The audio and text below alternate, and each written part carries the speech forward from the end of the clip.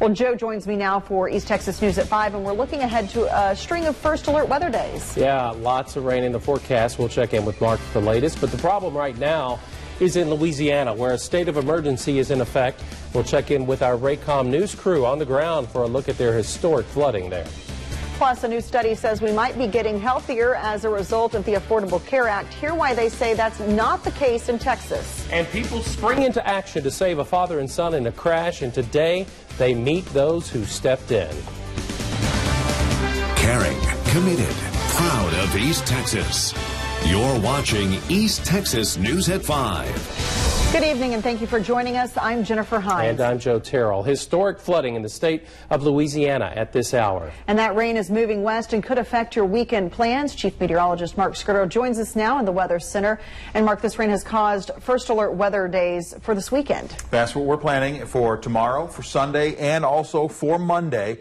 I think the heaviest rain makes its way into East Texas on Sunday, but that's still not to say that we could see some heavier rain on Saturday and then a continuation of the heavy rain into Monday. So that's why we've issued those for the next 3 days. Let's go ahead and kind of take a look at what we're talking about here as far as rainfall totals are concerned. As we go through, say, midnight Saturday, we see in a few locations that we could be looking at over 2.5 inches of rain, but that's very sporadic. You can see Gilmer, Longview, Carthage, over 2 inches of rain. And again, this is likely to change. This will be tweaked as we head into the upcoming weekend. Then we go into Sunday night at midnight. We're seeing some locations now 3, maybe 4 inches of rain.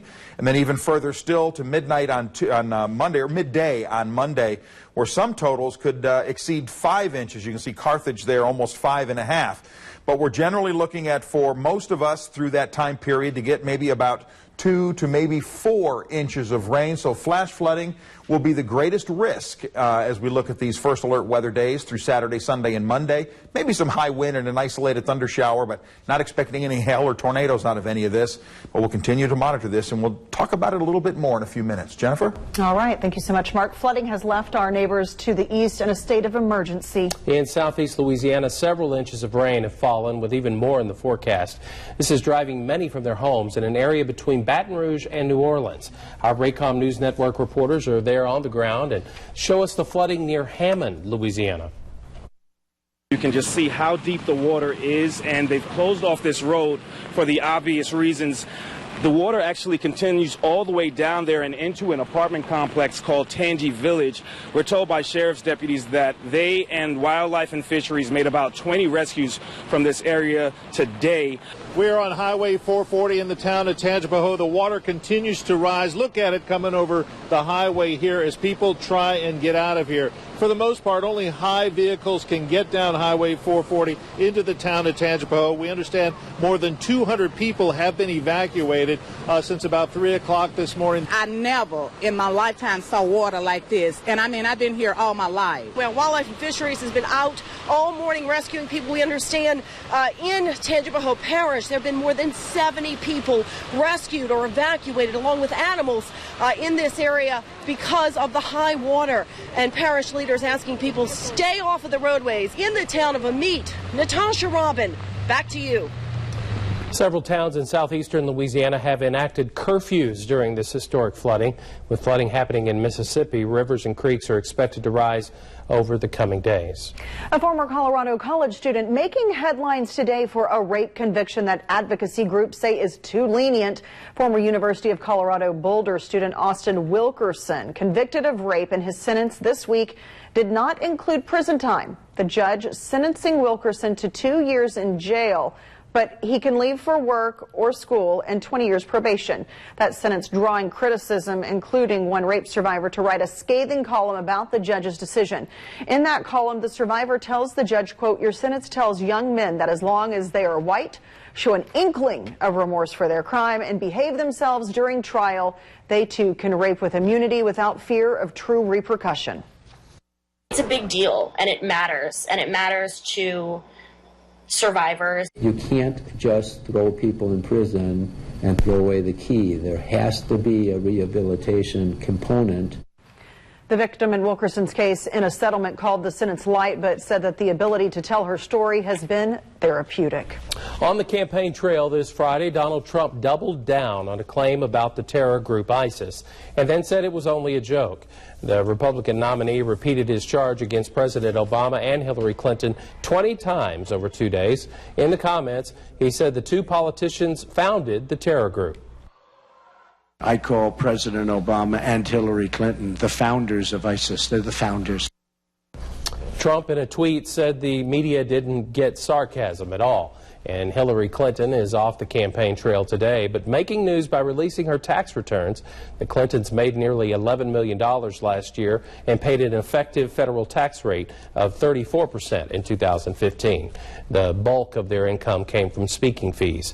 Clinton's running mate, Tim Kaine, also released his taxes today, but Donald Trump has not released his.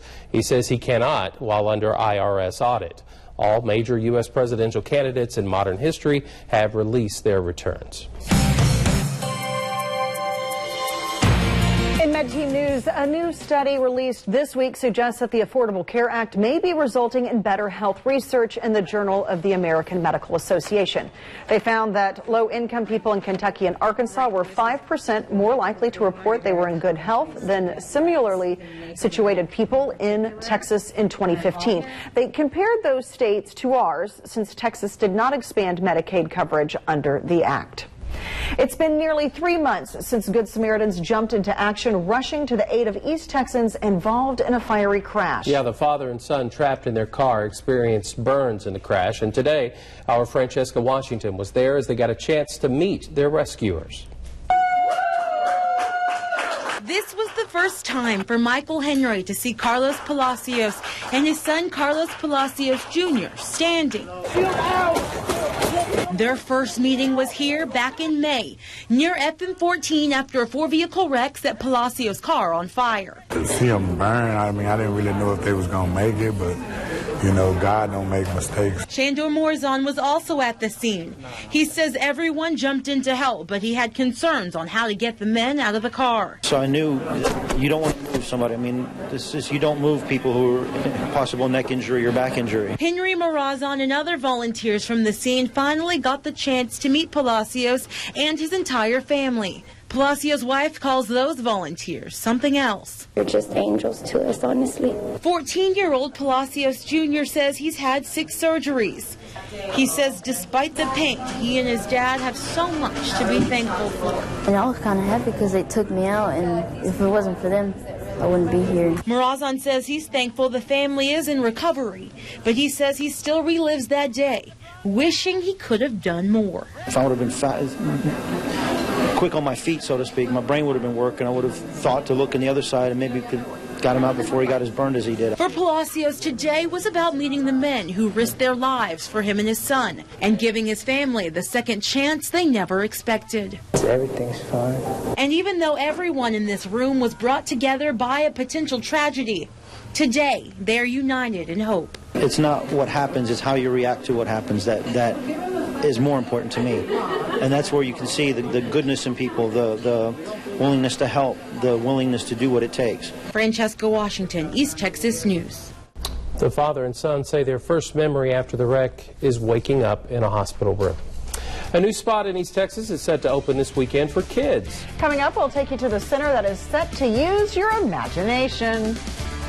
All right, conditions in East Texas right now are still very hot in many areas, but I think this is the last hot day and hopefully the last dry day that we're going to see for a while, maybe up to 7, maybe even up to 14 days. We'll talk more about that in a few minutes. First, though, let's go back to Louisiana at Southeastern Louisiana University there in Hammond, where the rainfall total now is 9.84 inches just since midnight last night. We'll talk more about the rain moving into our area in a few minutes. Don't go anywhere.